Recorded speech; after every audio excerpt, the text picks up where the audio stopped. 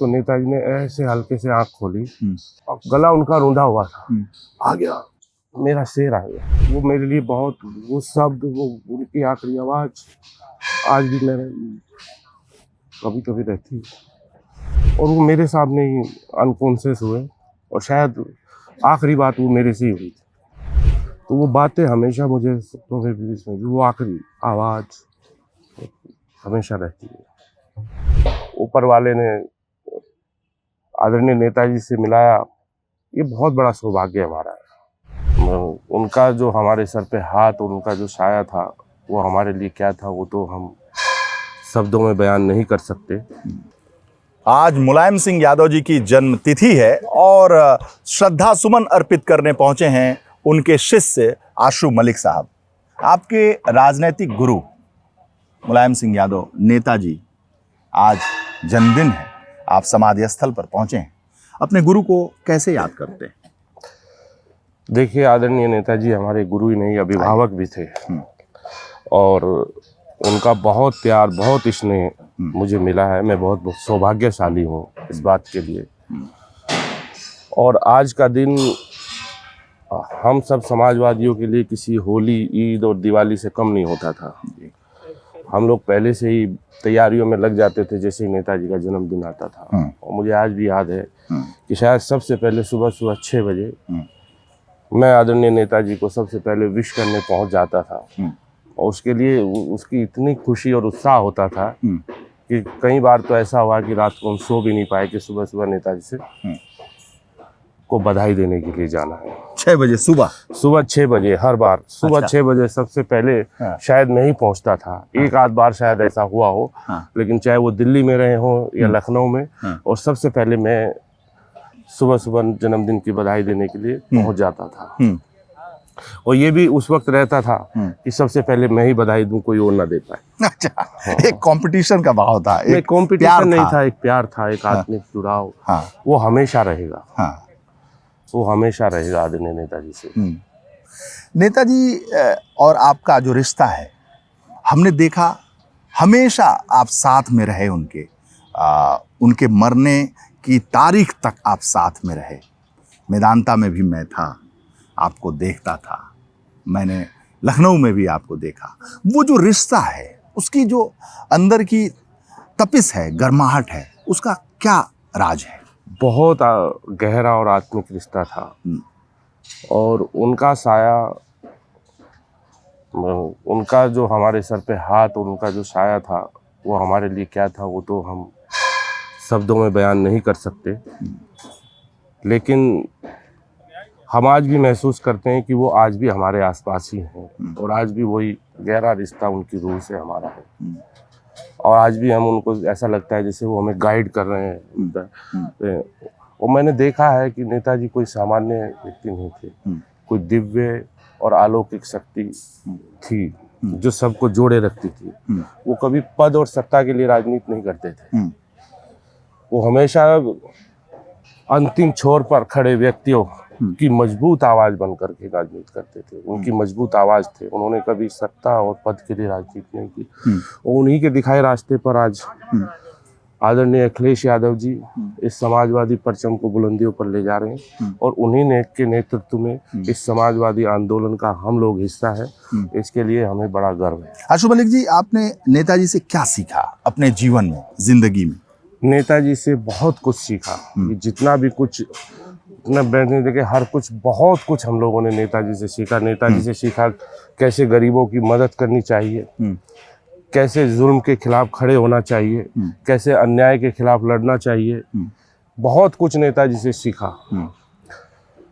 और हमें, आप सब भी देखते होंगे, आज भी मुझे याद है आखिरी बार जब वो हॉस्पिटल से आए थे, तो जिसमें उन्होंने बोला कि देखो, हम और आप एक ही तरह के सामान्य और गरीब परिवारों से आए, कभी किसी पे ना अन्याय करना, ना अन्याय होने देना, हमेशा गरीबों की मदद करना। और क्षेत्र के लिए भी हमेशा उन्होंने बताया कि लोगों से किस तरह से संबंध रखना है, कैसे लोगों की मदद करनी है, कैसे उनके सुख दुख में खड़े रहना है। बहुत कुछ नेताजी से सीखा है। उनको शब्दों में बयान नहीं किया जा सकता, लेकिन बहुत कुछ नेताजी से सीखा है। आदरणीय नेताजी एक बहुत महान व्यक्तित्व थे। आज भी वो हमारे विचारों में, हमारी यादों में, हमारे दिलों में जिंदा है। आशु भाई, आपको इतना स्नेह कैसे करते थे वो? क्या था आप में कि वो एक बॉन्डिंग क्या थी? बस मैं अपने आप को सौभाग्यशाली ही समझ सकता हूँ। मैं खुद भी नहीं जानता, लेकिन हाँ ये सच है कि नेताजी प्यार बहुत करते थे। मुझे आज भी याद है, एक बार मैंने आदरणीय नेताजी से बोला, मैं कि नेताजी एक बात है, अगर आप मान लो तो मैं एक निवेदन करना चाहता हूँ।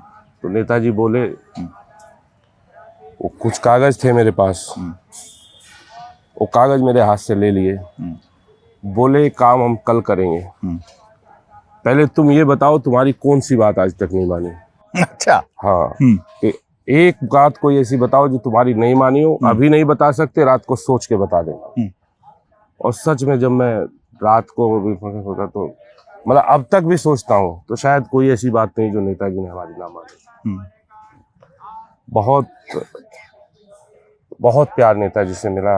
आज हम, तो जब आप गए उनसे, आपने उनसे कहा कि मैं सोच नहीं पा रहा हूँ कि आप आज तक... जवाब ही नहीं था। अच्छा, जवाब ही नहीं था इस बात का। जब सोचा, हाँ। अच्छा हमारा भी ध्यान नहीं था इस बात की तरफ, लेकिन इस बात का जवाब ही नहीं था कि बताओ आशु, तुम्हारा कौन सा काम ऐसा है जो मैंने नहीं किया हो? हाँ, नहीं काम नहीं, ऐसी कौन सी बात है जो तुम्हारी ना मानी हो आज तक। हाँ। अरे वाह। हाँ, काम की नहीं थी बात थी कि ऐसी कौन सी बात है जो तुम्हारी ना मानी हो। अच्छा, आप पहली बार कब नेताजी से मिले? क्या प्रभावित थे आप लोग जो इस तरह से? जब नेताजी से, तो जब हम छोटे थे जी, तो जब पढ़ते थे तो नेताजी की सभाओं में चले जाते थे, नेताजी को देखते थे। सबसे पहले मैं 9th क्लास में था तब, तो उनकी रैली थी, शायद उपचुनाव था या ये करीब ये बात होगी 1999 की शायद, उसी के 2000 के आसपास की बात है। तब नेताजी का हेलीकॉप्टर मुरादनगर उतरा था, तब मैंने उनको पहली बार देखा था। अच्छा। और 2007 में नेताजी से मेरी पहली बार मुलाकात हुई थी। 2007 में मायावती जी की सरकार सूबे में बना। हाँ, उसी वक्त मेरी सबसे पहली मुलाकात हुई। उस वक्त आप मिले जब हेलीकॉप्टर से देखे? फिर नहीं, हेलीकॉप्टर जब नजदीक से 6-7 साल नहीं, तब ऐसा ये सोचते थे, तब तो बहुत छोटे थे, तो राजनीति से कोई दूर तक नहीं था। तो जब 2007 में आपने कहा कि जब मेरी मुलाकात हुई, तो फिर किसने मिलवाया आपको, और फिर ये सिलसिला आगे कैसे बढ़ा? अब ये तो बहुत लंबी बात है, इसमें इस विषय पे फिर कभी बात करेंगे। और फिर भी आज से बेहतर कोई दिन ही नहीं हो सकता। नहीं, उस वक्त हम एक अखबार चलाते थे अमन शाइन के नाम से, अमन शाइन। वीकली। हाँ। और मैं लखनऊ गया हुआ था, और सच चाचा जी उस वक्त प्रदेश अध्यक्ष थे, उन्हीं के पास में बैठा था। और तभी मुलाकात, उसी दिन मेरी पहली मुलाकात हुई थी। और उसके बाद वहाँ पे मुरादनगर में उपचुनाव था। हाँ, मुरादनगर में उपचुनाव था, तब मुझे बुलाया था किसी उसमें, और तब दूसरी पत्रकार थे आप? हाँ, उस वक्त। हाँ, हमारे ही धंधे से थे आप। अरे हाँ। ये धंधा नहीं है, ये बहुत जिम्मेदारी का काम है। तो फिर जी, तो आप गए, बुलाए गए? हाँ, बुलाए गए थे। वो है ऐसा है कि हम अपनी एक पूरी किताब लिख रहे हैं, जिसके 9 अध्याय लिख चुके हैं। अच्छा। तो हम अभी ये सारी चीज उसी में बताएंगे। नहीं, वो तो बात सही है, लेकिन नेताजी में आपको ऐसा क्या दिखता था जो अन्य नेताओं में देश में नहीं? नेताजी की मैं आज तक, मतलब इस बात में मैंने अभी आपको बताया कि कोई ना कोई दिव्य शक्ति थी जो सबको जोड़े रखती थी। जो भी उनसे मिलता था उन्हीं का हो जाता था, चाहे वो किसी भी मजहब से हो, किसी भी धर्म से हो, किसी समुदाय से हो, वो सीमा नहीं थी। जो भी उनसे मिलता था वो उन्हीं का हो जाता था। और हमेशा उन्होंने गरीब, शोषित, वंचित, कुछ अनसुनी कहानियां जो आपके और नेताजी के हों, जब आप हॉस्पिटल में थे, जब आप उनके साथ थे, जब वो मुख्यमंत्री थे, जब वो पार्टी के राष्ट्रीय अध्यक्ष थे और आप एक नए युवा नेता के तौर पर गए, तो उन्होंने देखिए, आपसे मुझे सबसे ज्यादा जो ये हमेशा याद आता है नेताजी की, एक बात मुझे बहुत याद आती है।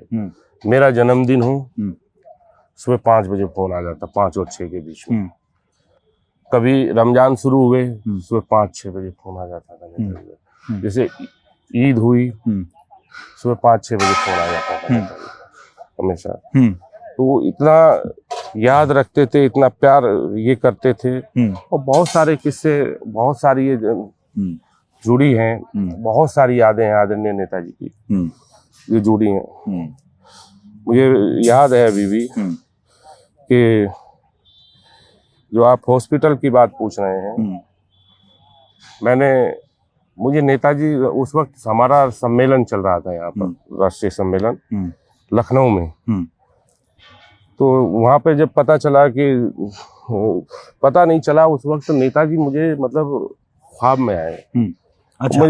मुझे थोड़ी सी परेशानी सी हुई। मैंने आदरणीय राष्ट्रीय अध्यक्ष जी से कहा कि मैं मिलने, क्योंकि उस वक्त कोविड का था वहाँ, कोविड का मामला। हाँ, वहाँ पे थोड़ा सा वो चल रहा था, तो कोविड के मामले में वहाँ उतना मिलने नहीं दिया जाता था। तो मैंने राष्ट्रीय अध्यक्ष जी से निवेदन करके मैं हॉस्पिटल गया। और जब मैं उनसे मिलने गया तो वो, मुझे लगा सो रहे हैं। और जब मैंने उनसे कहा कि अभी सोने दो, आराम करने दो, मैं थोड़ी देर बाद मिल लेंगे, दूसरे कमरे में जाकर के बैठ गए। 1 घंटे बाद जब फिर वो कुछ डॉक्टरों की टीम आई उनको ये करके, तो उन्होंने बताया कि इनको थेरेपी दिए, उसने उस लंग्स में जो है वो कफ जमा था, तो इसलिए थेरेपी दी, इसलिए थोड़ा सा ये। तो उन्होंने कपड़े उनके वो करने थे वो, तो वो लड़का था उनका पास, सेवक उनका, उनके साथ रहता था, बहुत सेवा की उसने, अनुज। उसने बोला, नेताजी देखिए कौन आया है, नेताजी देखिए कौन आया है।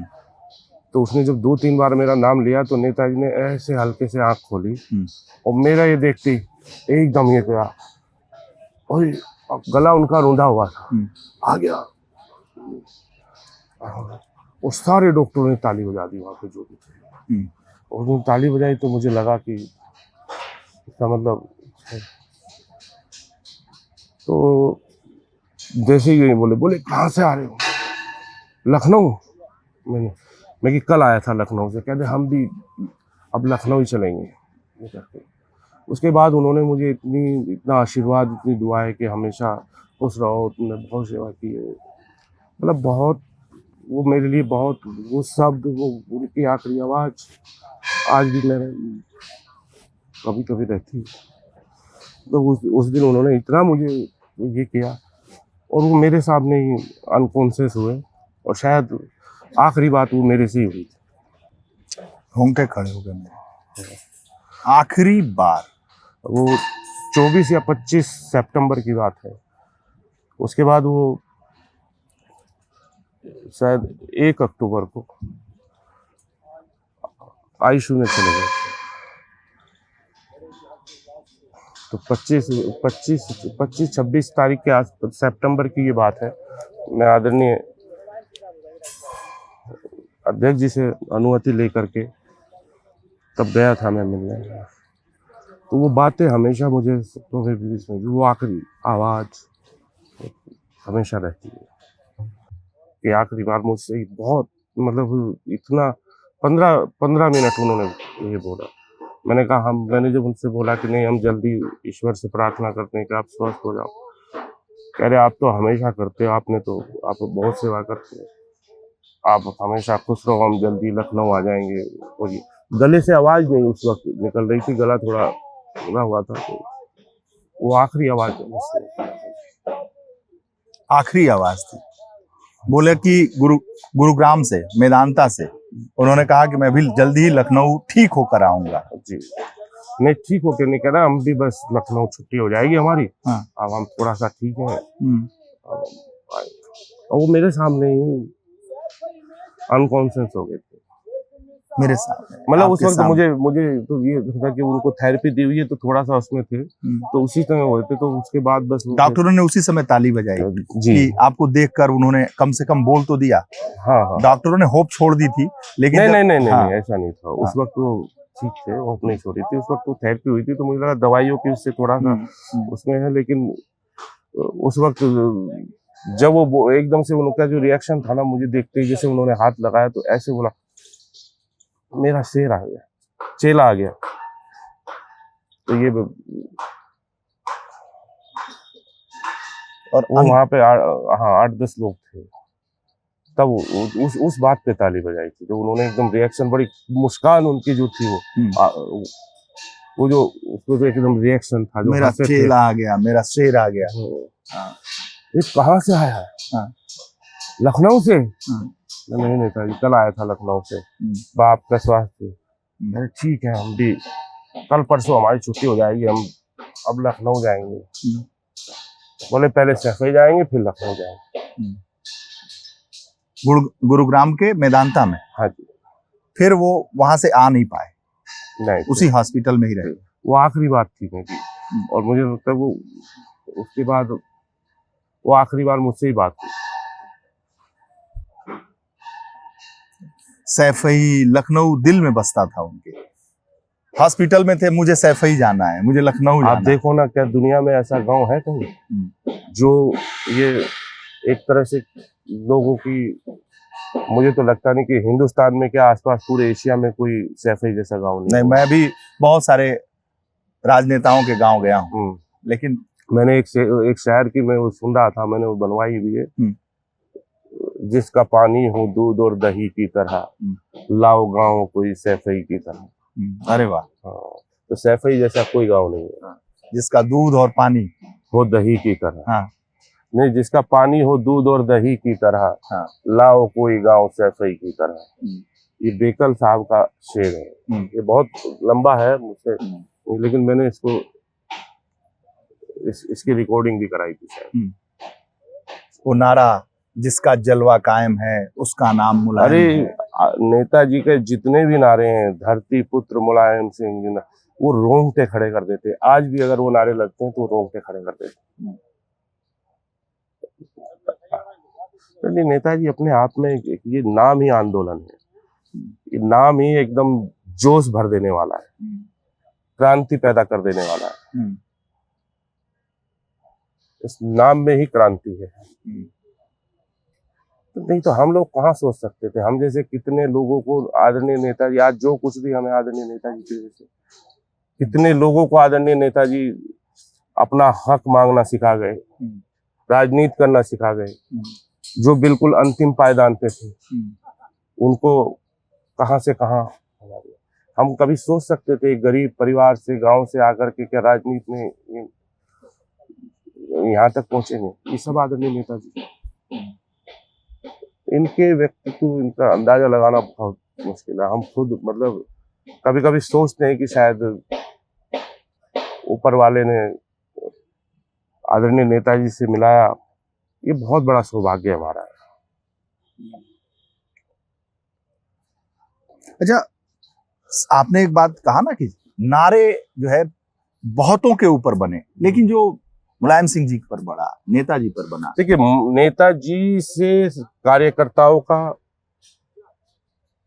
लोगों का जो आत्मिक जुड़ाव है, वो हिंदुस्तान में शायद किसी नेता से ऐसा कोई चाहे वो कोई वर्ग नहीं छूटा हो। चलिए आप ले लें, चाहे पत्रकारों का लगाव नहीं था आदरणीय नेताजी से, किसी भी विभाग, कोई भी विभाग रहा हो, चाहे अधिकारी रहे हो, चाहे जनता में आम आदमी रहे हो, जो जुड़ाव आदरणीय नेताजी से मैंने देखा है, जनता का देखा है, सभी हर वर्ग का देखा है, वो बहुत कम देखने को मिलता है, बहुत कम मिलता है। और आजकल तो बिल्कुल राजनीति दूसरी हो गई है। आज तो दूसरी हो गई। उस नफरत के दौर में उन्होंने कितना संघर्ष किया, वो सब लोगों के दिलों में और हम लोगों के दिलों में हमेशा रहेगा। ये उनके विचार, उनकी तमाम कहानियां अब वो हमेशा जो वो नारा, जिसका जलवा कायम है उसका नाम मुलायम है। वो नारा तो जब लगता था रैलियों में, जिसका जलवा कायम है उसका नाम आज भी रोंगटे खड़े कर देता है। अभी लड़के लगाने लगे आपके रोंगटे खड़े हो जाएंगे, गारंटेड। जिसने कभी न झुकना उसका सीखा, नाम मुलायम है। अरे बहुत बहुत सारे नारे आप तो शायर भी हैं, एक से एक आपने गाने बनवाए भी हैं। मतलब वो नारे हम लोग, अच्छा जब नारे बजते थे उनकी, वो 2021 में जब आदरणीय नेताजी का शायद वो आखिरी जब वो थे, वो जन्मदिन था जो हम लोगों ने साथ मनाया था, उसी पे वो बिलाल सहारनपुरी हमारे साथी हैं, उन्होंने लिखा था। और वो पहला गाना हमारा जो गाते हैं शाहनवाज साबरी, उसने गाया था, जिंदा रहेंगे तेरे ख्यालात मुलायम, तेरी अलग है सबसे यहाँ बात मुलायम। ये गाना भी रोंगटे खड़े कर देता है। ये दर्शन है, थॉट है। जिंदा रहेंगे तेरे ख्यालात मुलायम, तेरी अलग है सबसे यहाँ बात मुलायम, जो रह गए हैं काम अभिशेष करेंगे, रोशन तुम्हारा नाम अखिलेश करेंगे। तो जो आपने कहा ना, जिंदा रहेगी तेरी रिवायात मुलायम, ये देख रहे हैं ना उन्होंने जो समाजवादी आंदोलन हम लोगों को दे कर गए, जिस हम आदरणीय अखिलेश यादव जी के नेतृत्व में अपने आप को भाग्यशाली और समझते हैं।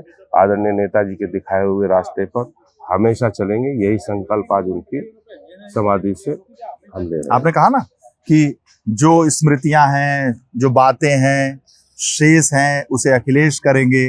तो इतना बड़ा जो समाधि स्थल है और ये जो बन रहा है, इतना विराट यहाँ पे म्यूजियम बन रहा है, और उनके पुत्र जो शेष था उसे अखिलेश ही तो कर रहे हैं, ये बना रहे हैं। कोई मामूली बड़ा म्यूजियम है क्या? ये बहुत बड़ा म्यूजियम है। नहीं, बहुत बहुत बहुत अच्छा बन रहा है। ये एक प्रेरणा स्थल के रूप में हम लोगों के लिए रहेगा। ये आदरणीय नेताजी, हम लोग भी नहीं रहेंगे, युगों युगों तक लोगों के दिलों में जिंदा रहेंगे, और ये चीजें रहेंगी, लोग आते रहेंगे, प्रेरणा लेते रहेंगे इस स्थान पर। ये प्रेरणा स्थल है, देख रहे कितने बड़े इलाके में काम प्रेरणा स्थल है उस समाजवादी आंदोलन के पुरोधा का, जिन्होंने हर शोषित वंचित को उनका अधिकार लेना सिखाया, जुल्म के खिलाफ लड़ना सिखाया, अन्याय के खिलाफ खड़ा होना सिखाया। यहाँ आकर के लोग हमेशा युगों युगों तक प्रेरणा लेते रहेंगे। आने वाले वक्त में अभी एक बार बनने दीजिए। अखिलेश जी ने कितना शानदार इसके निर्माण की प्रक्रिया शुरू कर दी है, कितना बड़ा है ये, एक बार दर्शकों को मैं दिखाना चाहूंगा। अखिलेश जी ने सिर्फ यही नहीं, जितना भी निर्माण किया है आज तक, चाहे एक्सप्रेसवे जिससे आप आए होंगे लखनऊ से, चाहे आप वो देख लीजिए, क्या मैं तो कहता हूँ एशिया में उसके बराबर कोई एक्सप्रेसवे है? जैसे जितनी अच्छी विजिबिलिटी इस एक्सप्रेसवे की है, आप चले जाते हैं कितना आनंद आता है। और जितनी उन्होंने पुलिस मुख्यालय बनाया, JPNIC तो नहीं अभी ये हो पाई, लेकिन वो बनाया, अगर वो पूरा हो जाता तो कितना लाभ होता।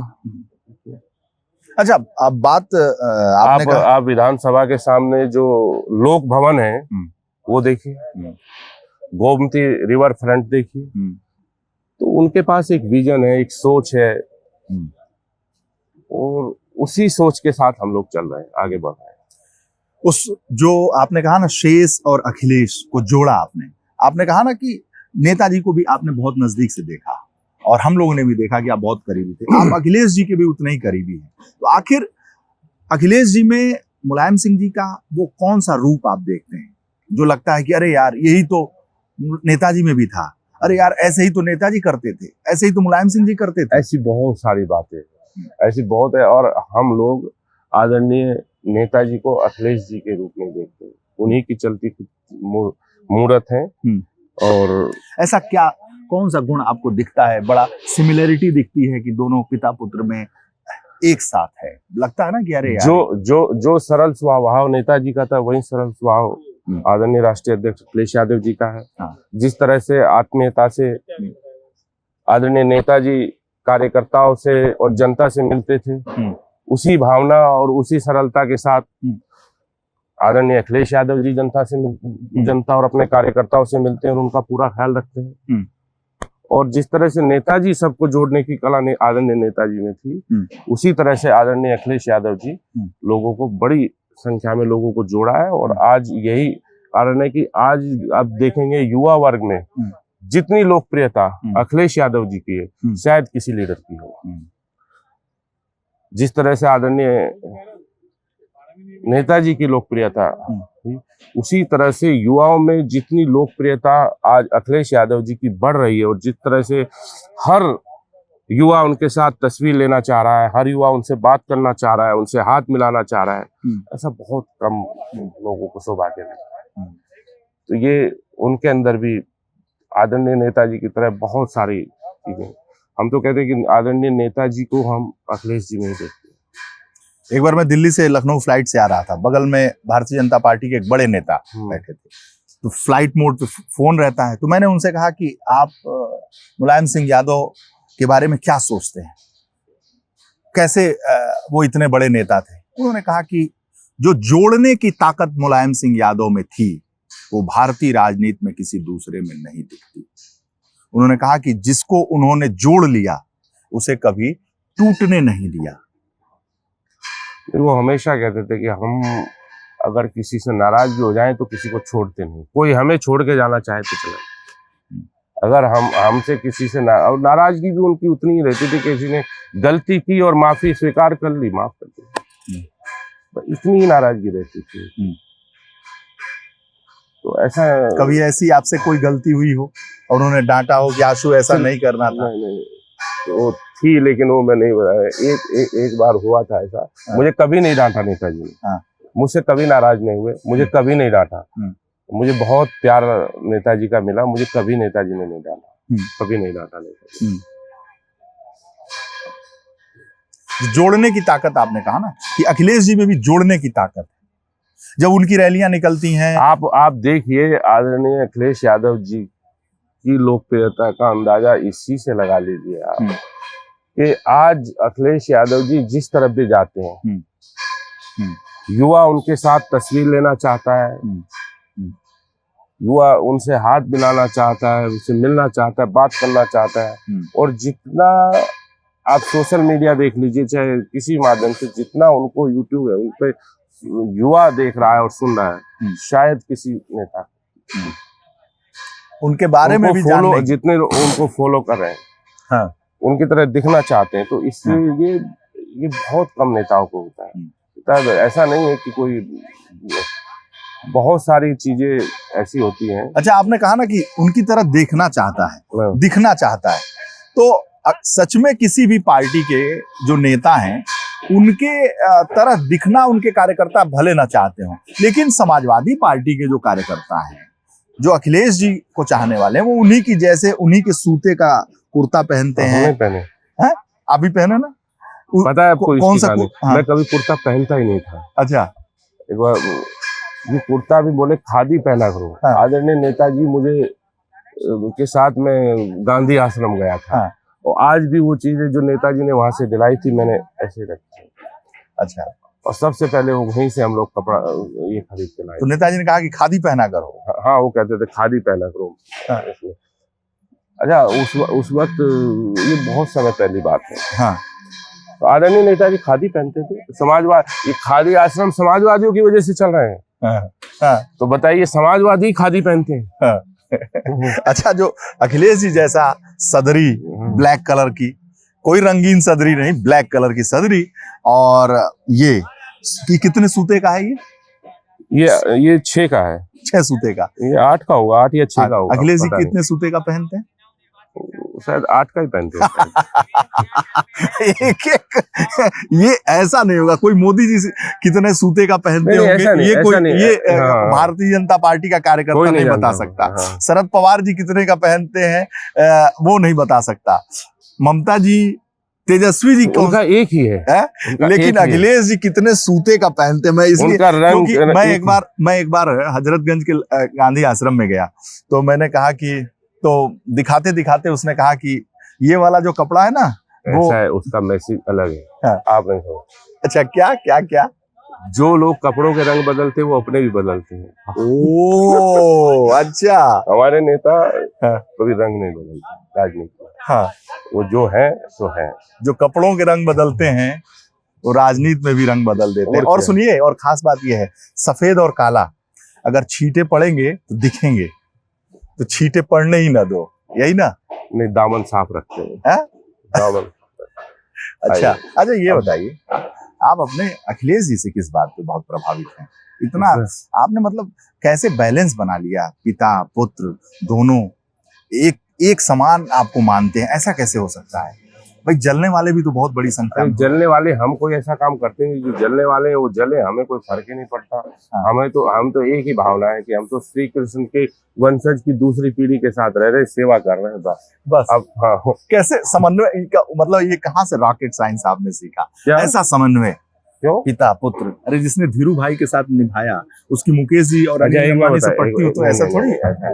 जो जिसने पिता का सम्मान किया, ये किया, हम आदरणीय नेता जिस तरह से हमारे लिए आदरणीय नेताजी थे, उसी तरह से आदरणीय अखिलेश यादव जी, उन्हीं में हम आदरणीय नेताजी को देखते हैं। हाँ। और हमेशा हम सेवा भाव से और राजनीति में उनके नेतृत्व में काम करते रहेंगे। ये बात तो मुझे भी लगती है कि जिस तरीके से आप, मैंने देखता हूँ कि आशू मलिक को अपने साथ अखिलेश जी भी गाड़ी में बैठा के लेके चलते हैं, उसी तरीके से नेताजी भी बगल में बैठा के लेके चलते थे। अब ये मेरा सौभाग्य है, ये मेरा सौभाग्य है, ये विश्वास बनाना बड़ी बात है। ये मेरा सौभाग्य है। विश्वास कभी कस्मेवादों से नहीं पलटता, उसके लिए विश्वसनीय होना पड़ता है। क्या बात कह दी आपने? हाँ, कस्मेवादों से विश्वास नहीं पलटता, उसके लिए विश्वसनीय होना पड़ता है। कस्में वादे प्यार वफा सब बातें हैं, बातों का क्या। हाँ?